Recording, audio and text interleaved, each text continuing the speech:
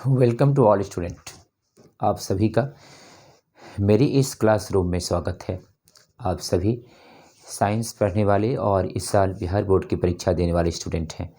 यदि आप सीबीएसई की परीक्षा भी देने वाले हैं तो आज का ये क्लास आपके लिए बहुत इम्पॉर्टेंट है, क्योंकि इसमें मैं वो क्वेश्चन बताने जा रहा हूँ जो सीबीएसई बोर्ड द्वारा लॉन्ग क्वेश्चन में पूछा जाता है और बिहार बोर्ड, झारखंड बोर्ड, सारी बोर्ड भी, स्टेट लेवल बोर्ड में भी इस तरह का क्वेश्चन आता है।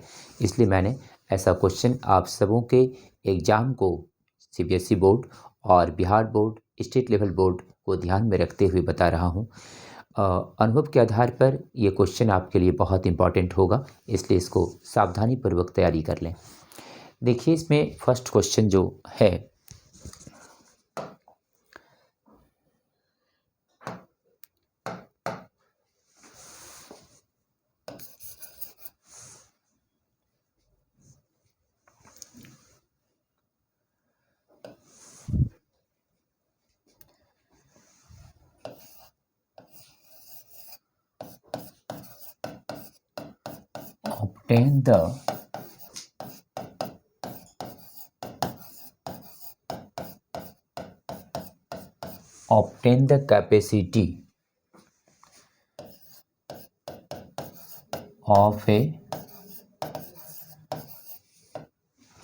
obtain the capacity of a parallel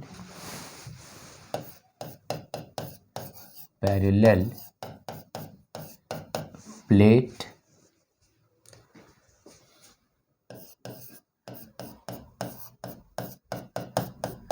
condenser।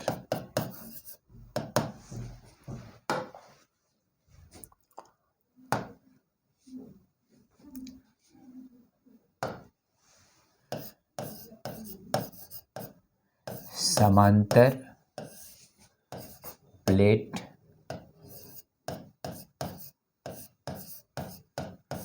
संधारित्र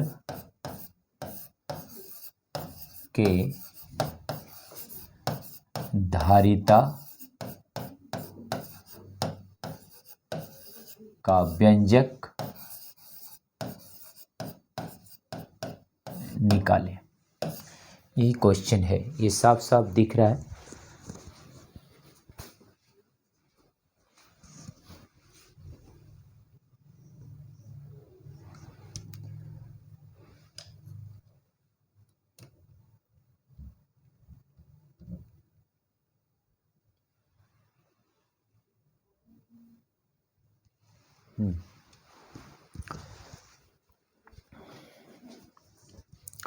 देखिए, तो ये क्वेश्चन जो है अक्सर एग्जाम में आता है सारी बोर्ड में, और इसलिए आपको ध्यान से तैयारी कर लेना है।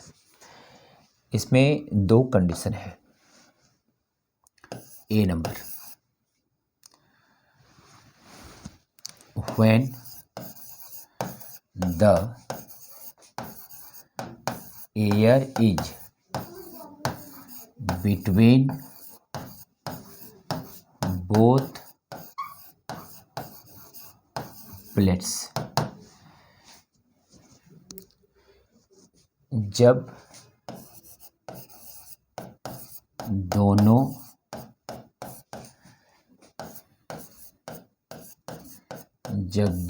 प्लेटों के बीच हवा हो, जब दोनों प्लेटों के बीच हवा हो। देखिए,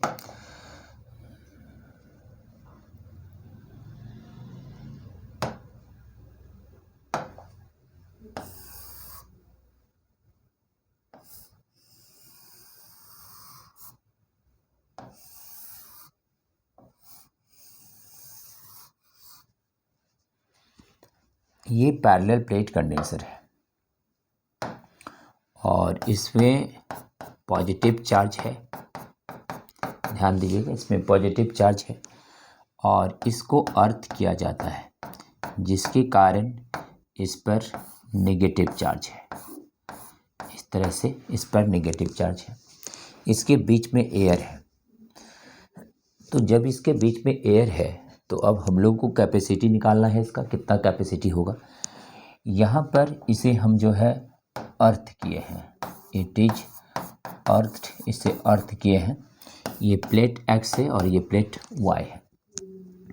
एरिया यहाँ पर पहले प्लस क्यू चार्ज है और ये माइनस क्यू चार्ज है। दोनों प्लेट के बीच का जो डिस्टेंस है वो d लेते हैं और प्लेट की एरिया भी इक्वल होती है और इसके बीच में क्या है, एयर है। देखिए अब ध्यान देना ये है कि इस कंडीशन में जब यहाँ पर एयर है तो बताना है इसकी कैपेसिटी कितनी होगी। देखिए शुरू में थोड़ा सा फिगर भी चेक करना पड़ेगा मुझे कि कैमरा ठीक से चल रहा है, लाइटिंग का।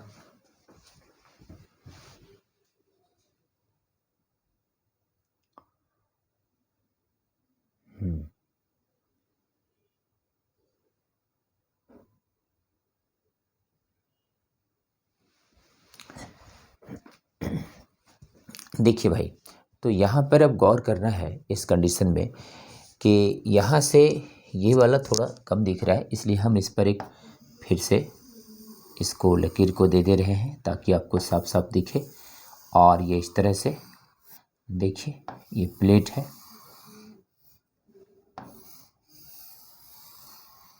इस तरह से प्लेट है। अब निकालना क्या है, इसमें कैपेसिटी निकालना। कैपेसिटी के लिए सबसे पहले आपको पोटेंशियल निकालना होगा। पोटेंशियल निकालने के लिए पहले आपको इलेक्ट्रिक फील्ड निकालना पड़ेगा। तो यहाँ पे हम लोग निकाल लेते हैं electric field. Electric field, electric field of each plate, electric field of each plate. यहाँ पर हो जाएगा EX, पहले प्लेट का इलेक्ट्रिक फील्ड, इसको हम लोग EX, और ये हो जाएगा सिग्मा बाय 2 एप्सिलॉन नॉट। इसी तरह से ये जो Y प्लेट है, Y प्लेट, इसका कैप निकाल लीजिए इलेक्ट्रिक फील्ड, ये हो जाएगा सिग्मा बाय 2 एप्सिलॉन नॉट। किसी भी प्लेट का, मेटलिक प्लेट का electric field sigma bye 2 epsilon not होता है। अब यहाँ पर नेट इलेक्ट्रिक फील्ड निकाल लेते हैं। Net electric field, net electric field का मान जो है E इक्वल टू होगा EX और प्लस EY।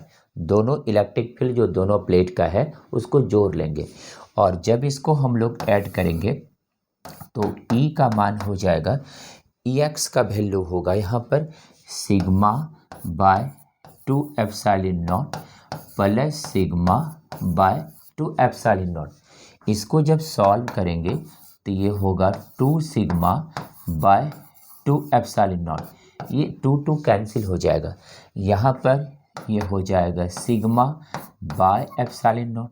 सिग्मा का मान होता है चार्ज बाय एरिया, सिग्मा का मान होता है charge by area, Q by A epsilon naught. तो अब ध्यान देना है आपको, यहाँ पर इतना निकालिए। अब हम लोग पोटेंशियल निकाल लेंगे। देखिए इसका पोटेंशियल का मान क्या होगा। पोटेंशियल, तो यहाँ पर हम लोग लिख सकते हैं नाउ पोटेंशियल। पोटेंशियल का तब जो मान यहाँ पर होगा पोटेंशियल का, ये V इक्वल टू होगा Q। पोटेंशियल निकालने के लिए हम लोग देख सकते हैं ये होगा इलेक्ट्रिक फील्ड और इनटू डिस्टेंस। पोटेंशियल का फार्मूला होता है, जैसे आपको आप पढ़े हैं, electric field E equal to dV/dr होता है। तो यहाँ पर E का मान अगर ज़्यादा वैल्यू लें तो V/r होगा। R डिस्टेंस होता है, इसलिए यहाँ पे डिस्टेंस D लेते हैं, तो हो जाएगा E इक्वल टू V/d। तो यहाँ पर हम लोग यूज करेंगे E इक्वल टू V/d, तो V का मान हो जाएगा E इंटू D। तो यहाँ पे पोटेंशियल का मान आ जाएगा, हम लोगों को E का मान निकाले हैं Q by A epsilon naught और इनटू है D। पोटेंशियल निकल गया। अब यहाँ पे हम लोग कैपेसिटी निकाल सकते हैं।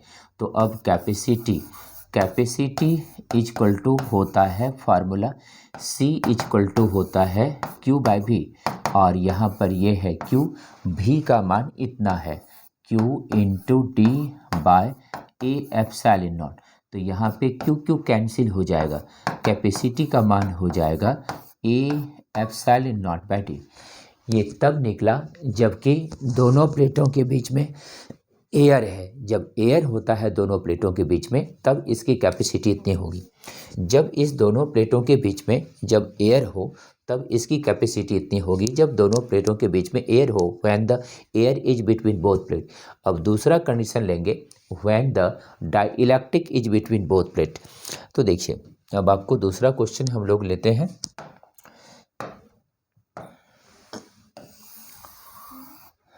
देखिए सेकंड क्वेश्चन, यहाँ पर सेकंड क्वेश्चन ये है B number, when dielectric is between both plates. When dielectric is between both plates, जब दोनों प्लेट के बीच क्या हो, डाइइलेक्ट्रिक हो। तो यहाँ पर हम लोग देख सकते हैं जब दोनों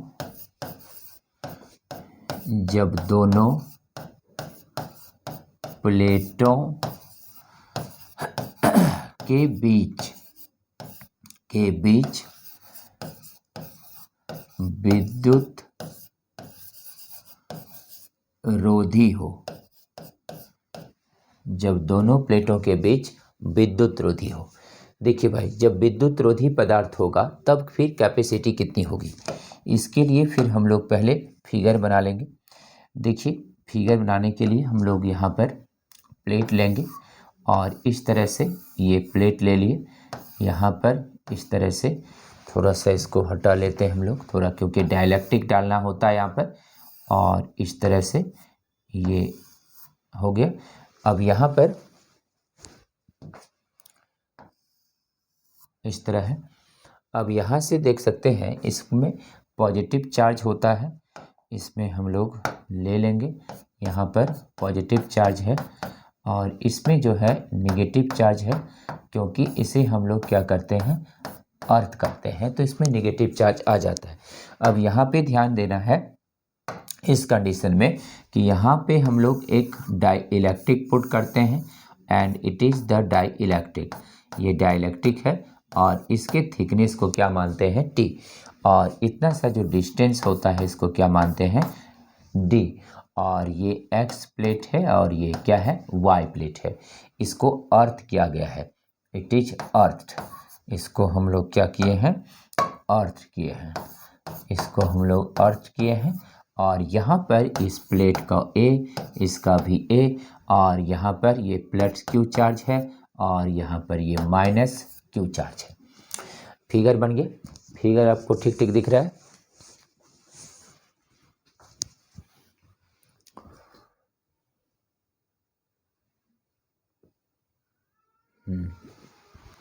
चलिए क्लियर दिख रहा है। देखिए भाई, ये सब क्वेश्चन जो बता रहे हैं आपको, ये मॉडल पेपर में भी आया हुआ है और आपको मॉडल पेपर से संबंधित क्वेश्चन भी आप ये सॉल्व कर रहे हैं और इसको आप समझते जाइए। ये सभी बोर्ड के लिए इंपॉर्टेंट क्वेश्चन है। अब ध्यान देना है आपको यहाँ पर। इसी तरह से हम लोग पहले क्या करते हैं, इलेक्ट्रिक फील्ड निकालते हैं। लेकिन इलेक्ट्रिक फील्ड दो कंडीशन में निकलेगा। इलेक्ट्रिक फील्ड यहाँ पर जब एयर है तब होगा और जब डाइइलेक्ट्रिक है तब होगा। तो यहाँ पे हम लोग पहले निकाल लेते हैं फॉर डाइइलेक्ट्रिक के लिए। तो यहाँ से यूज करेंगे फॉर डाइइलेक्ट्रिक, देखिए भाई, डाइइलेक्ट्रिक के लिए यूज कर रहे हैं। जब डाइइलेक्ट्रिक के लिए यूज करेंगे तो electric field is equal to formula होगा। इलेक्ट्रिक फील्ड का फार्मूला होगा यहाँ पर कि कितने में डाइइलेक्ट्रिक है, डाइइलेक्ट्रिक का मान कितना है। तो इलेक्ट्रिक फील्ड निकालने के लिए सबसे पहले यहाँ पर हम लोग यूज कर सकते हैं। और ये E इक्वल टू होता है formula sigma by epsilon naught. तो सिग्मा तो रहेगा ही, सिग्मा बाय एप्सिलॉन हो जाएगा, क्योंकि यहाँ डाइइलेक्ट्रिक ले रहे हैं और ये बाय एप्सिलॉन हो जाएगा। इसको हम लोग बाद में sigma by epsilon naught into epsilon r लिख सकते हैं। और ये इलेक्ट्रिक फील्ड इवन है। अब यहाँ से पोटेंशियल निकाल लेते हैं। पोटेंशियल, ये तो इलेक्ट्रिक फील्ड निकला, अब पोटेंशियल निकाल लेते हैं। पोटेंशियल का जो फार्मूला होता है V इक्वल टू ये इलेक्ट्रिक फील्ड इंटू डिस्टेंस होगा, तो ये हो जाएगा E1 और इंटू टी। E1 का जो मान यहाँ पर है ये है sigma by epsilon naught epsilon R और इंटू टी, तो ये पोटेंशियल V1 निकल गया। तब जबकि इसमें क्या है, डाइलेक्ट्रिक भरा हुआ है। अब ये ध्यान देना है, जब इसमें डाइलेक्ट्रिक के अलावा हवा भी तो है बगल में, तो हवा जब है तब निकालना है। तो देखिए, तो इस कंडीशन में हम लोग दूसरा पोटेंशियल निकाल लेते हैं। यहाँ पर फॉर एयर, जब एयर के लिए निकालते हैं तो देखिए इलेक्ट्रिक फील्ड का जो मान होगा वो कितना होगा। तो इलेक्ट्रिक फील्ड का जो यहाँ पर मान है, इलेक्ट्रिक फील्ड का जो मान है वो E2 इक्वल टू हो जाएगा यहाँ पर सिग्मा बाय हो जाएगा एप्सिलॉन नॉट और इनटू डिस्टेंस बच रहा है इसका डी माइनस टी। अब ये इलेक्ट्रिक फील्ड निकल गया। अब पोटेंशियल निकाल लेते हैं। तो पोटेंशियल का जो मान होगा वो होगा V2 इक्वल टू होगा E2 और यहाँ पे डी माइनस टी करना भी जरूरी है, तो इतना ही निकलेगा। यहाँ पे आप लिख सकते हैं सिग्मा बाय एफ। सिग्मा को बाद में कन्वर्ट करेंगे, इसलिए इसको अभी इतना ही रख सकते हैं, कोई प्रॉब्लम नहीं है, इतना ही रख सकते हैं। अब ये E2 और इनटू हो जाएगा ये डी माइनस टी यहाँ पर आएगा और E2 का मान रख देंगे सिग्मा बाय एप्सिलॉन नॉट और ये हो जाएगा डी माइनस टी। ये जो मान आ रहा है ये V2 का है। अब यहाँ पे दोनों पोटेंशियल हम लोगों का निकल गया। अब यहाँ पे एक काम करते हैं, इस जगह हम लोग अब यहाँ पर एक काम करते हैं, देखिए गौर कीजिए। अब टोटल पोटेंशियल निकाल लेते हैं। नेट पोटेंशियल का मान कितना होगा, अब ये बात समझना है। नेट पोटेंशियल का मान हो जाएगा V1 प्लस V2। V1 का मान हमारे पास है, देखिए V1 का मान कितना हम लोग पास, sigma by epsilon naught epsilon R into T. तो यहाँ पर इसका वैल्यू ले लेंगे, ये है sigma by epsilon naught epsilon R into T plus V2 का मान यहाँ पर है sigma by epsilon naught into D minus T. यहाँ पे कुछ कॉमन हो रहा है और इसको कॉमन कर लेंगे। ये sigma by epsilon not common हो गया, ये हो गया T by epsilon R plus यहाँ पर आ गया D minus T bye epsilon naught, तो कॉमन ही है इसलिए यहाँ पर हो गया डी माइनस टी। अब यहाँ V का मान हम लोग को इतना आ गया। अब कैपेसिटी निकाल लेते हैं। कैपेसिटी का जो मान होगा, ये हो जाएगा C equal to Q by V। यहाँ पे Q है और V का मान इतना है, ये है सिग्मा बाय है एप्सिलॉन नॉट, ये है T बाय है एप्सिलॉन R प्लस है D माइनस T, इतना है। अब ध्यान देना है आपको यहाँ से कि ये जो C का मान आ रहा है कैपेसिटी का, ये है ऊपर में, यहाँ पर Q है, यहाँ सिग्मा का मान हो जाएगा Q by charge by area और ये हो जाएगा एप्सिलॉन नॉट और यहाँ पे ऑलरेडी है T बाय एप्सिलॉन R और प्लस है D माइनस T। यहाँ से Q जो है कैंसिल हो जाएगा, ये A एप्सिलॉन नॉट ऊपर आ जाएगा, तो कैपेसिटी यहाँ पर आ जाएगा, ये C इज इक्वल टू ये A एप्सिलॉन नॉट बाय हो जाएगा T by epsilon R plus हो जाएगा D minus T। It is the final formula of capacity. ये कैपेसिटी का फाइनल फार्मूला है। तो आपको कैपेसिटी पैरेलल प्लेट कंडेंसर का ही कैपेसिटी सिलेबस में पूछा जाएगा। क्लास में जो हम लोग पढ़ाए हैं आपको पता होगा, इसमें parallel plate condenser, spherical condenser, cylindrical condenser भी होता है। But according to syllabus you only revise the theory for examination point of view for parallel plate capacitor ही इसमें इम्पॉर्टेंट है। अब आगे अगले पॉइंट पर चलते हैं। ये ब्लैक कलर भी आपको बहुत अच्छा दिख रहा होगा।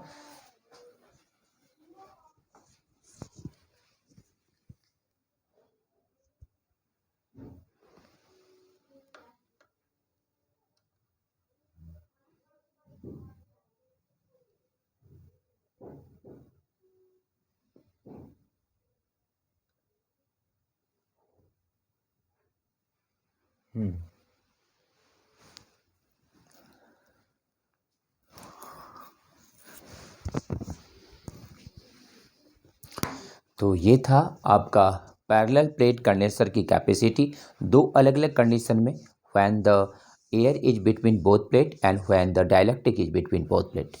तो ये था। अब आगे देखिए, अगला क्वेश्चन हम लोग लेते हैं। Next question,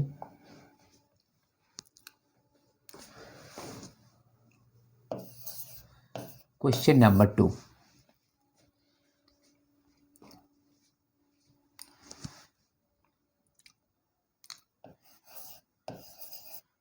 prove for a thin lens 1/f is equal to mu minus 1/r1 minus 1/r2 1/r1 minus 1/r2। देखिए भाई, इसे प्रूव करना है। इसको प्रूव करने के लिए सबसे पहले हम लोग एक फिगर बना लेते हैं।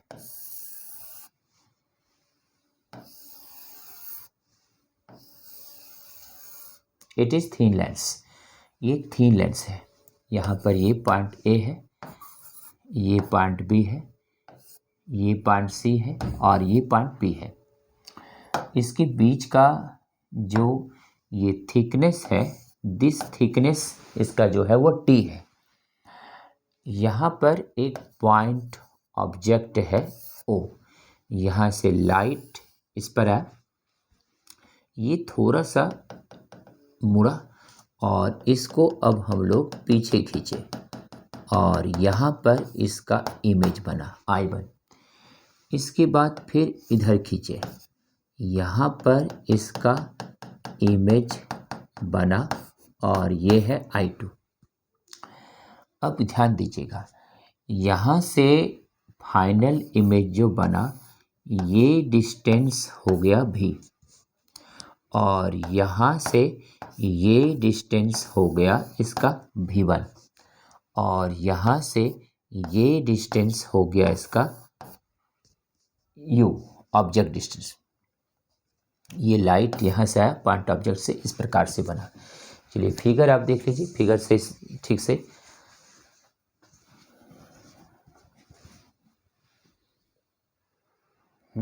थोड़ा सा फिगर कैमरा में, हाँ अब देखिए, वो साफ साफ दिख रहा है। इसलिए बीच बीच में कैमरा चेक करना पड़ता है ताकि कहीं कोई लेटर या कुछ डायग्राम या कुछ में दिक्कत नहीं हो आप सभी को। देखिए, अब ध्यान देना है, इस फार्मूला को प्रूव करना है। ये फार्मूला कैसे आया? तो सबसे पहले यहाँ पर हम लोग चलते हैं फॉर सरफेस ACB के लिए। तो यहाँ देखिए, यहाँ पे लेंगे हम लोग फॉर सरफेस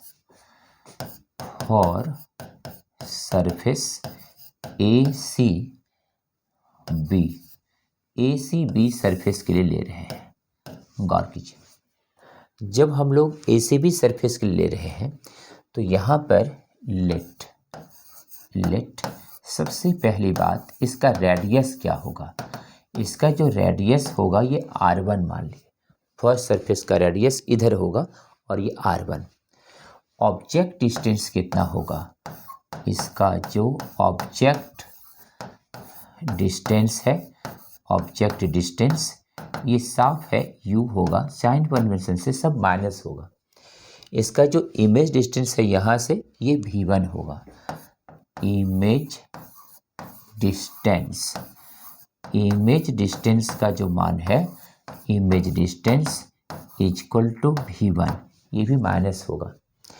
फर्स्ट मीडियम यहाँ एयर है और इधर लेंस है, तो यहाँ पर हो जाएगा refractive index of first medium is 1 for air.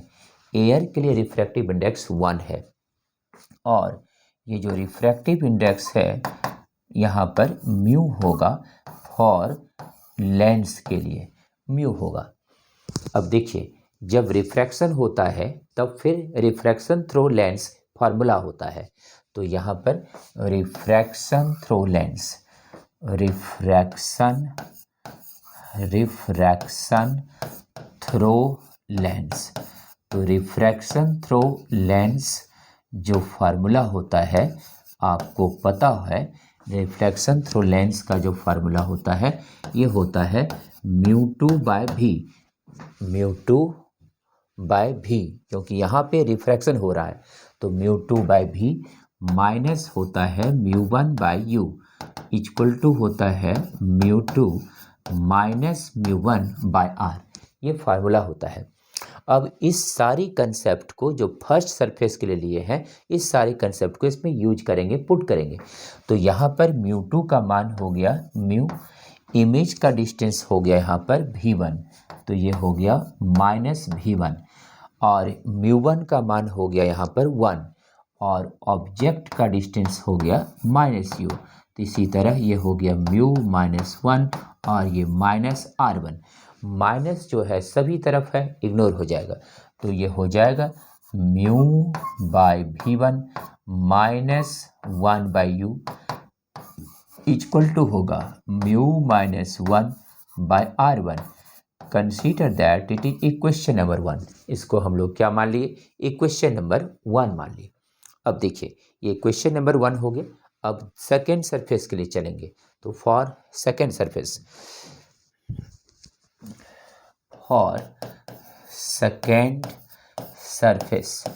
Second surface के लिए जब हम लोग पढ़ेंगे, तो सेकेंड सरफेस के लिए देखिए, सेकेंड सरफेस के लिए क्या होगा।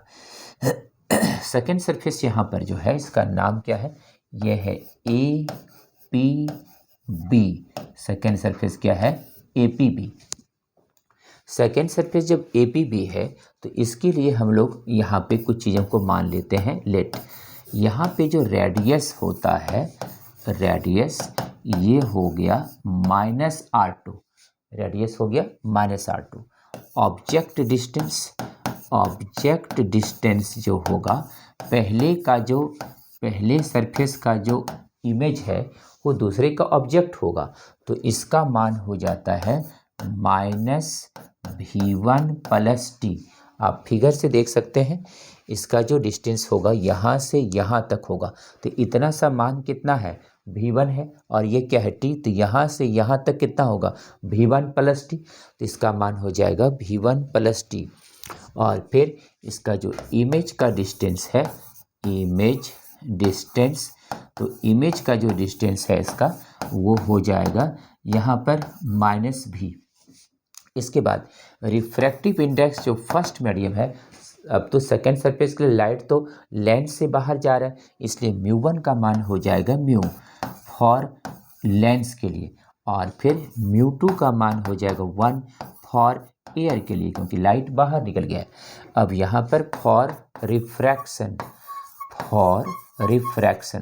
अगर हम लोग इसको रिफ्रैक्शन करते हैं, रिफ्रैक्शन हो ही रहा है, तो फार्मूला होता है μ2/v minus μ1/u equal to होता है μ2 माइनस μ1 और बाय होगा r। अब देखिए, अब सारी वैल्यू को जो यहाँ पे सपोज किए हैं उसको यहाँ पुट कर देंगे।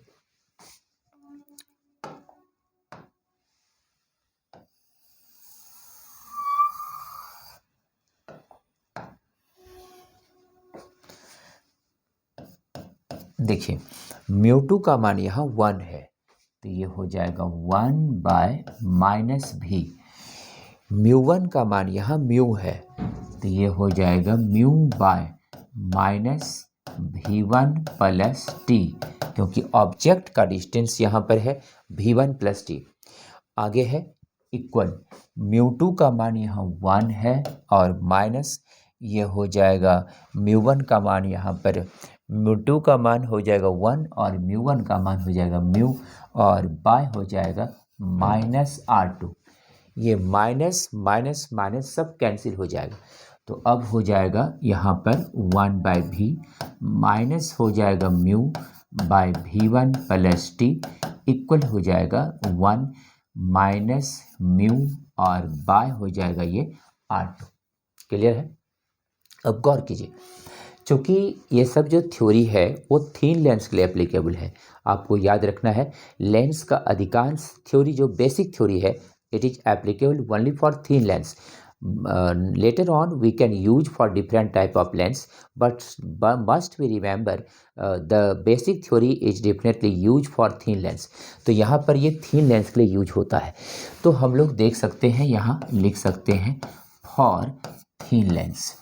for thin lens के लिए इसका जो मान है ये हो जाएगा, थिकनेस इसका जो है वो नेगलेक्ट हो जाएगा तो टी का मान 0 हो जाएगा। मोटाई कुछ है नहीं तो थिकनेस क्या हो जाएगा 0। तो यहाँ पे फार्मूला आ जाएगा 1/v माइनस हो जाएगा μ/v1 और इक्वल हो जाएगा यहाँ पर 1 माइनस μ/r2। इक्वेशन नंबर इसको मान लेते हैं सेकंड।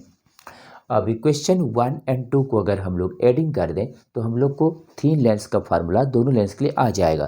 तो बाय एडिंग इक्वेशन 1 और 2, by adding equation number 1 and equation number 2, 1 2 को इक्वेशन को एडिंग करेंगे तो देखिए इक्वेशन 1 और 2 में क्या है। 1 का LHS देखिए μ/v1 माइनस 1/u। देखिए भाई ये है μ/v1 माइनस 1/u प्लस, अब इसमें एडिंग होगा 1/v माइनस μ/v1 इक्वल, वहाँ पर है mu minus 1/r1 RHS equation first का, और यहाँ पे प्लस 1 माइनस μ/r2। यहाँ पर आप देख सकते हैं ये मान कैंसिल हो जाएगा। ये मान जब कैंसिल हो जाएगा तो इसमें बचा क्या 1/v माइनस 1/u। तो यहाँ पर हम लोग लिख सकते हैं और ये हो जाएगा 1/v माइनस 1/u। इधर है mu minus 1/r1 minus minus common ले लेंगे तो फिर हो जाएगा म्यू माइनस 1/r2। इतना हो जाएगा। अब यहाँ पे आप देख सकते हैं यहाँ पे पहले से प्लस है, ये मान हो जाएगा लेंस फार्मूला से 1/f 1/v minus 1/u equal to 1/f lens formula. Mu minus 1 is common, now it is 1/r1 minus 1/r2। It is thin lens formula, it is lens makers formula, it is lens makers formula, lens makers formula। It is the thin lens formula, it is thin lens formula. यही thin lens formula है, यही lens maker formula है। ये आपका proved हो गया है, note कर लीजिए।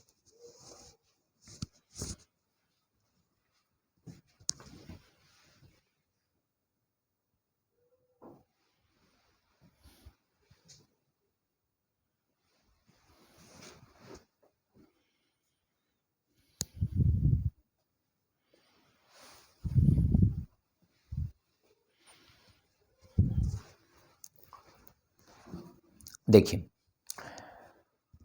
आगे अब आपको समझना है कि ये जो फार्मूला हम लोग प्रूव किए ये लेंस के लिए है। और अब अगला क्वेश्चन ले रहे हैं हम लोग यहाँ पर, what is interference of light and obtain the expression of fringe width. Fringe width का मान निकालना है और इसमें हम लोगों को इंटरफेरेंस ऑफ लाइट के बारे में व्याख्या करना है। तो देखिए इंटरफेरेंस ऑफ लाइट क्या है, इंटरफेरेंस ऑफ लाइट किसे कहते हैं, तो गौर कीजिए। तो ऐसे कंडीशन में अब हम लोग आगे बढ़ते हैं और अगले क्वेश्चन को लेते हैं। देखिए अगला क्वेश्चन है,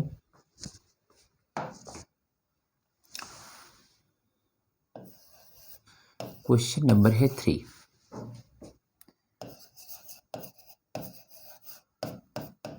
व्हाट इज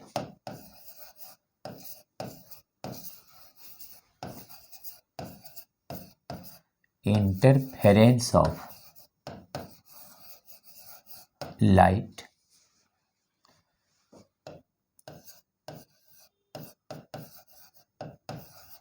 obtain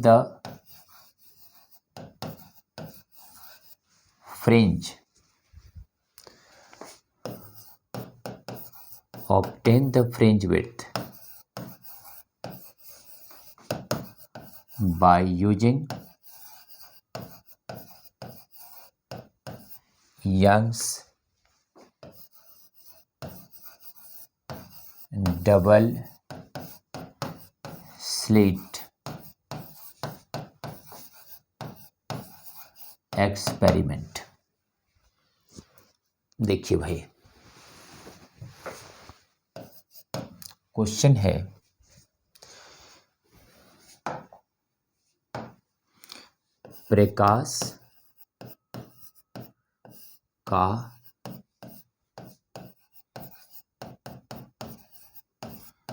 प्रकाश का व्यतिकरण क्या है?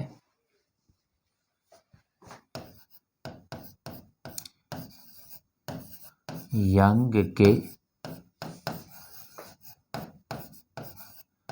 द्विझिरी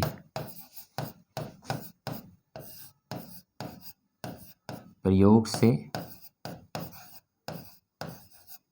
फ्रिंज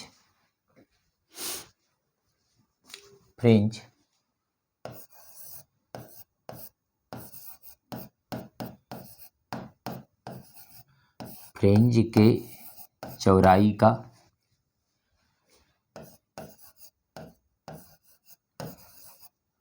व्यंजक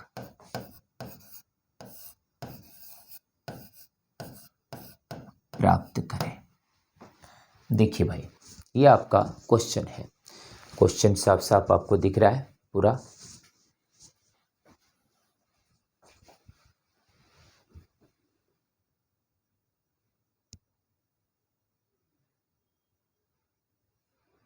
थोड़ा सा क्वेश्चन इस तरफ आपका,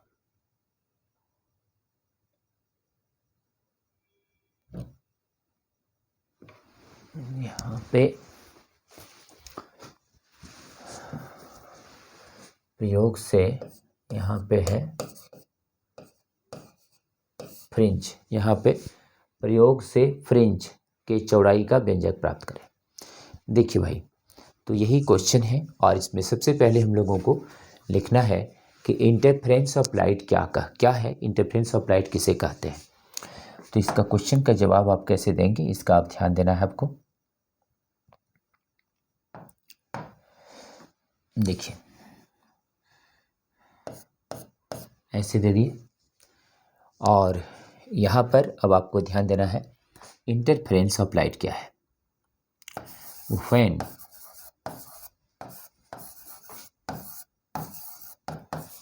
when two light waves are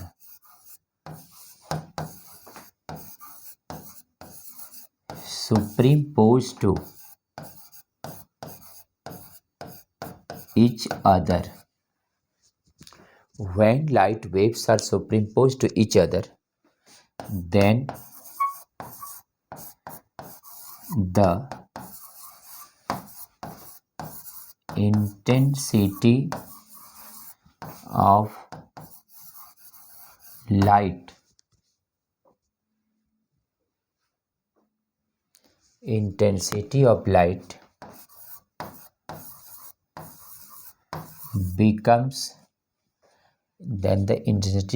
becomes maximum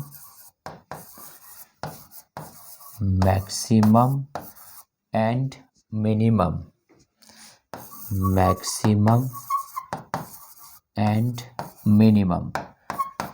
This phenomena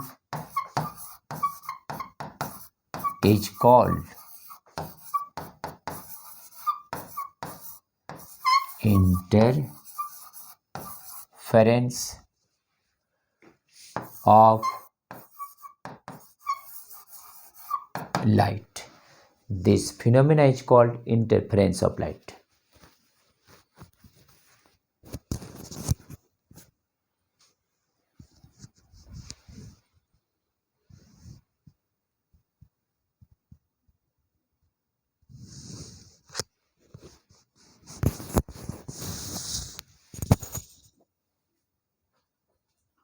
note कीजिए।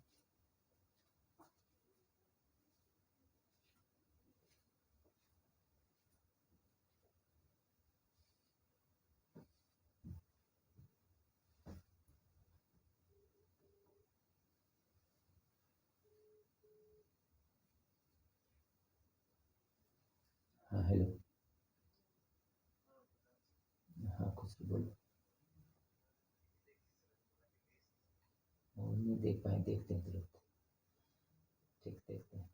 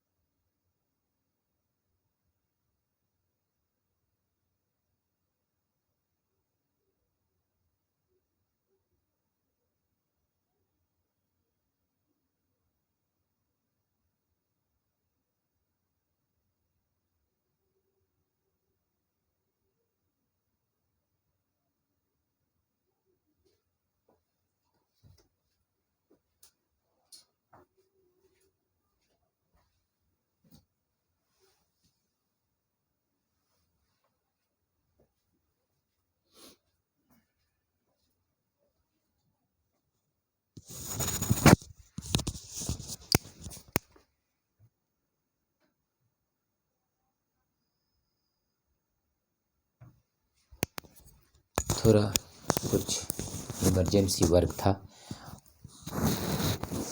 चलिए आगे हम लोग अब बढ़ते हैं।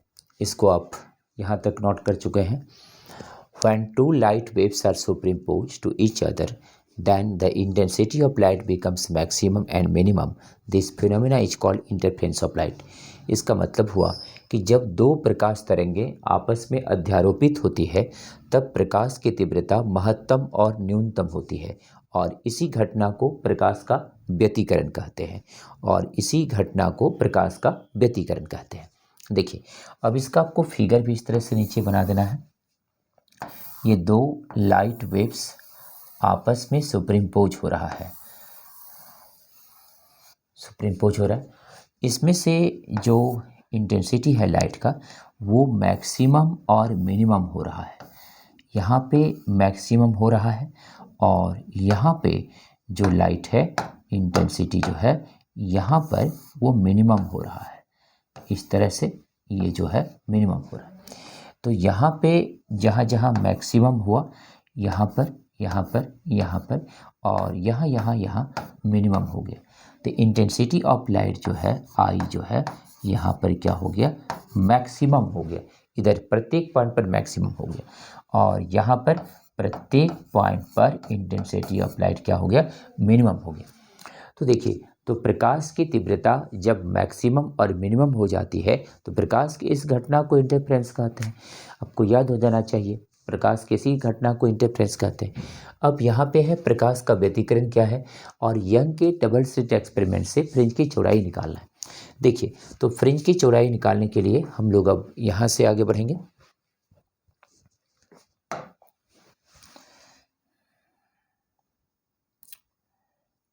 हाँ ठीक है, देखिए तो यहाँ पे फ्रिंज विड्थ, फ्रिंज विड्थ, देखिए भाई फ्रिंज चौड़ाई, फ्रिंज चौड़ाई, देखिए फ्रिंज की चौड़ाई कितनी होगी, कैसे होगी, कैसे निकलेगा, इस बात पर अब गौर करना है। यहाँ पर अगर हम लोग देखते हैं, गौर करते हैं, तो इस कंडीशन में सबसे पहले फिगर की ज़रूरत होगी। फिगर हम लोग सबसे पहले बना लेते हैं। फिगर देखिए,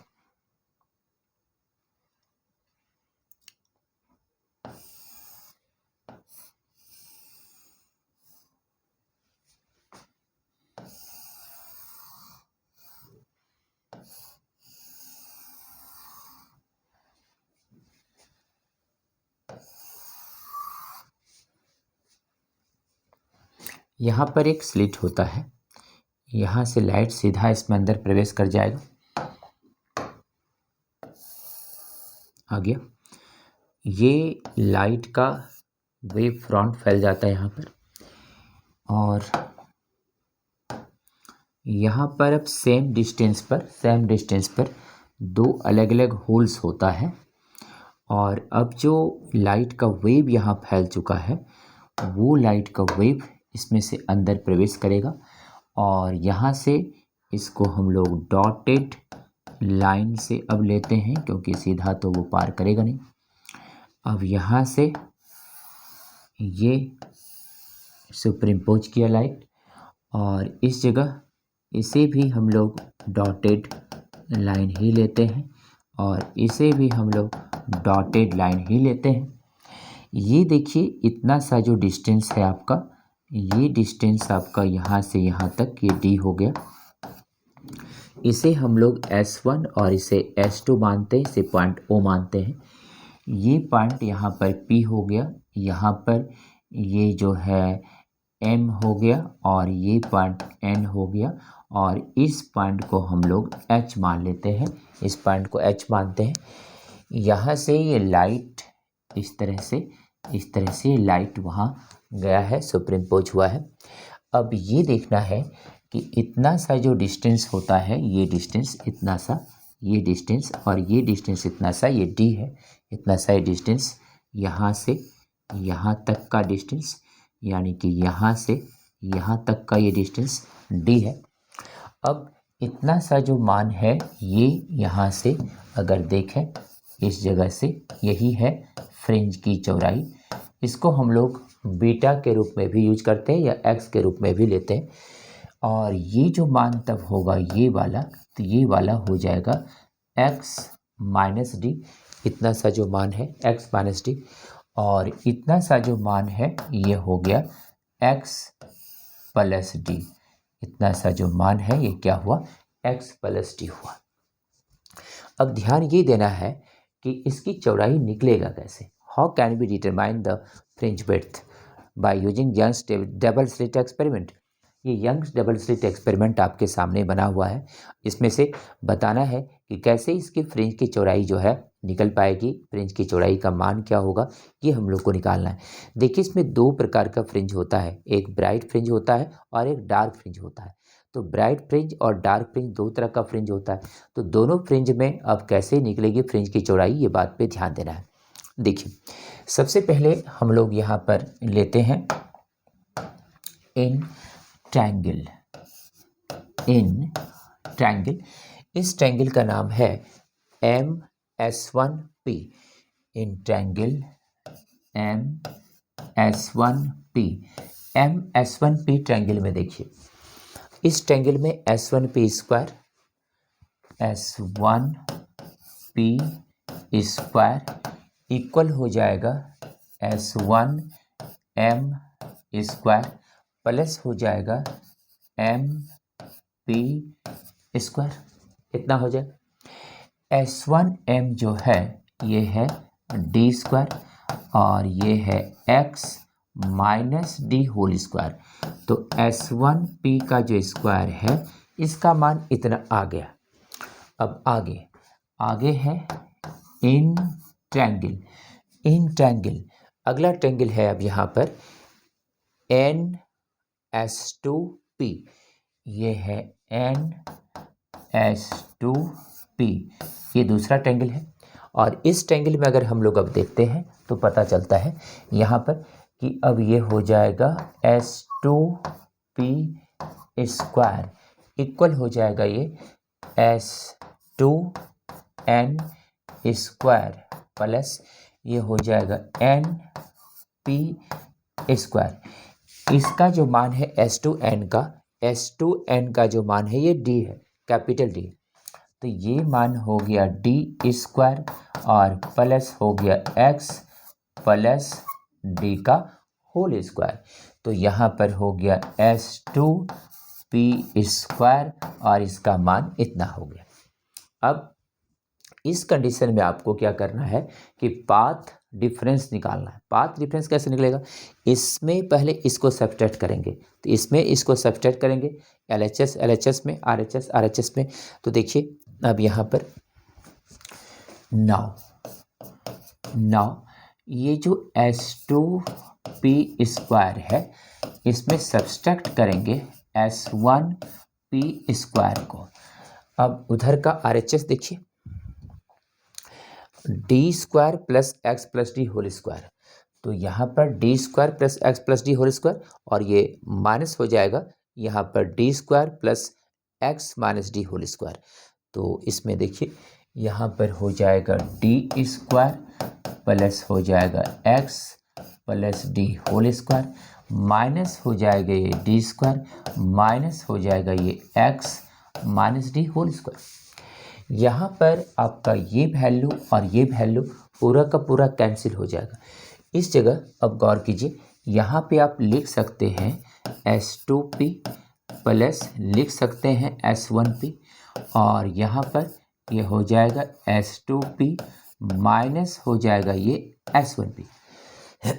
इसको जब सॉल्व करेंगे तो ये हो जाएगा x square plus D square plus 2XD minus हो जाएगा एक्स स्क्वायर माइनस हो जाएगा डी स्क्वायर और ये आपका माइनस माइनस प्लस ये हो जाएगा 2XD। अब इस कंडीशन में अगर हम लोग देखते हैं तो ये एक्स स्क्वायर और ये जो है डी स्क्वायर ये कैंसिल हो जाएगा। तो यहाँ पर अब और लिख सकते हैं S2P minus S1P equal to यहाँ पर हो जाएगा 4XD और बाय हो जाएगा S2P और प्लस हो जाएगा S1P। अब ध्यान दीजिए, इसको हम लोग पाथ डिफरेंस कहते हैं। It is the path difference, ये पाथ डिफरेंस कहलाता है क्योंकि रास्ते का अंतर है S2P और फिर S1P, उसके डिफरेंस है रास्ते का। It is the path difference. यहाँ पर आ गया 4XD और बाय हो गया S1P प्लस हो गया S2P। अब आपको फिगर पे ले चलते हैं। फिगर देखिए, अगर ये पॉइंट यहाँ बहुत करीब हो तो ये एक दूसरे के बहुत करीब हो जाएगा, वेरी क्लोज हो जाएगा। अगर ये नज़दीक है तो ये क्लोज हो जाएगा। ऐसे कंडीशन में हम लोग यहाँ पर लिख सकते हैं if P is very close, if P is very close, P is very close to S, P is very close to H, P H के बहुत करीब है, तो यहाँ पर हो जाएगा very close to H, H के बहुत करीब है। तो यहाँ पे S1P जो है वो इक्वल हो जाएगा S2P का, और ये D हो जाएगा। S1P S2P ये सट जाएगा और ये मान D आ जाएगा। ऐसी स्थिति में हम लोग अब निकाल सकते हैं, देयरफॉर ये जो पाथ डिफरेंस है, पाथ डिफरेंस जो है, पाथ डिफरेंस इक्वल हो जाएगा, और ये हो जाएगा इसका मान 4XD bye D plus D, यहाँ से रख सकते हैं D प्लस D, तो ये मान हो जाएगा 4XD बाय हो जाएगा D plus D। Path difference is denoted by del x, it is denoted by del x. यहाँ पर हो गया 4XD बाय हो गया 2D। इसको जब सॉल्व करेंगे तो यहाँ पे मान आ जाएगा 2XD बाय कैपिटल D। तो हम लोग इसकी वैल्यू को इधर ही लिख लेते हैं। यहाँ पे जो मान आ रहा है डेल एक्स इक्वल टू, ये हो रहा है 2XD बाय कैपिटल D।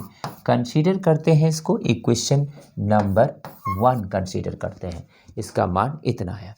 देखिए आपको ये साफ साफ दिख रहा है पूरा का पूरा बोर्ड।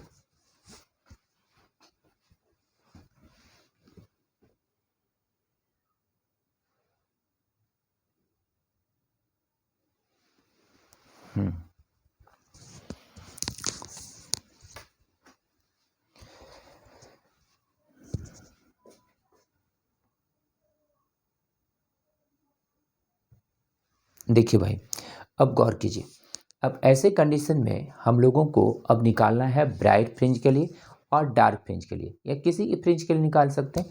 तो यहाँ पर हम लोग आगे चलते हैं। इस जगह देखिए,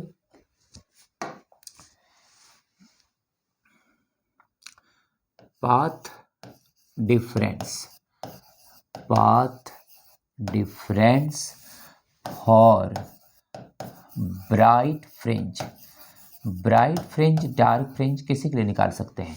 ये होता है del x equal to n lambda. Path difference bright fringe के लिए कितना होता है, del x equal to n lambda. Equation number हो गया 2 from 1 and 2, from equation 1 and equation 2। यहाँ पे क्वेश्चन 1 में भी निकला है path difference 2XD by capital D, और ये कितना हुआ एन लेमडा। तो x इक्वल टू कितना हुआ n lambda into capital D by 2D, ये होगा। अब देखिए ये फॉर nth फ्रिंज के लिए हुआ, for nth fringe, it is for nth fringe. तो xn का मान हो गया n lambda D by 2D, equation number 3। And अब फॉर एक फ्रिंज आगे वाला निकाल लेते हैं, फॉर n प्लस 1 फ्रिंज, एक आगे वाला फ्रिंज के लिए निकाल लिए। तो आगे वाला फ्रिंज के लिए जब निकालेंगे तो यहाँ पर हो जाएगा xn प्लस 1 इक्वल टू हो जाएगा n plus 1 into lambda into D, और बाय हो गया 2D, इक्वेशन नंबर 4। अब आगे वाले फ्रिंज में पीछे वाले को सब्सट्रैक्ट करेंगे। Now fringe width, now fringe width. तो अब जो फ्रिंज विड्थ का मान है ये हो जाएगा x equal to x equal to, यहाँ पर भी ये आपका xn ही है एक तरह से, और यहाँ पर x का जो मान हो जाएगा, या इसको हम लोग अब बीटा लिख सकते हैं, फ्रिंज विड्थ को इसको क्या लिख सकते हैं, बीटा या x भी लिख सकते हैं। तो यहाँ पर इक्वल टू x, और ये हो जाएगा xn प्लस 1 माइनस xn। अब यहाँ पे इसे हम लोग बीटा या x के रूप में यूज करते हैं। xn प्लस 1 का मान है n plus 1 into lambda into D by 2D, और माइनस xn का मान है n इंटू lambda into capital D by 2D। इसमें हम लोग यहाँ पे कुछ चीज़ों को कॉमन कर लेंगे, lambda into capital D by 2d, और ये हो जाएगा n plus 1 minus n, n cancel, यहाँ पे बीटा का मान हो गया लैम्डा डी बाय 2d। अगर हम 2d को d ही माने होते तो इसका मान तब लैम्डा डी बाय डी होता, ये भी लिख सकते थे हम लोग, इसलिए लेकिन यहाँ पर हम लोग 2d लिए हैं फिगर में, इसलिए 2d आया। ऐसे अगर d लेते तो फिर d ही आता। तो ये था आपका फ्रिंज विड्थ का formula. It is the formula of fringe width.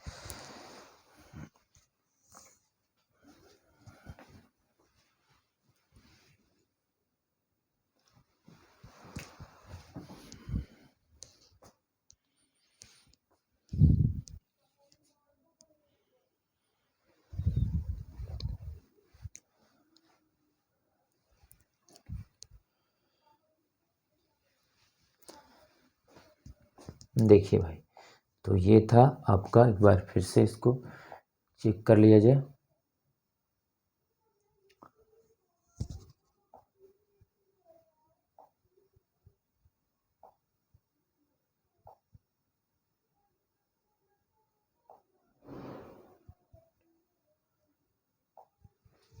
देखिए, तो इस तरह से हम लोग अभी इसमें 3 लॉन्ग क्वेश्चन को बताए हैं आपको, और ये 3 लॉन्ग क्वेश्चन जो है ये भी बहुत इम्पॉर्टेंट होगा आपके लिए।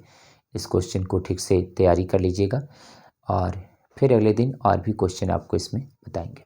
थैंक यू, बहुत बहुत धन्यवाद।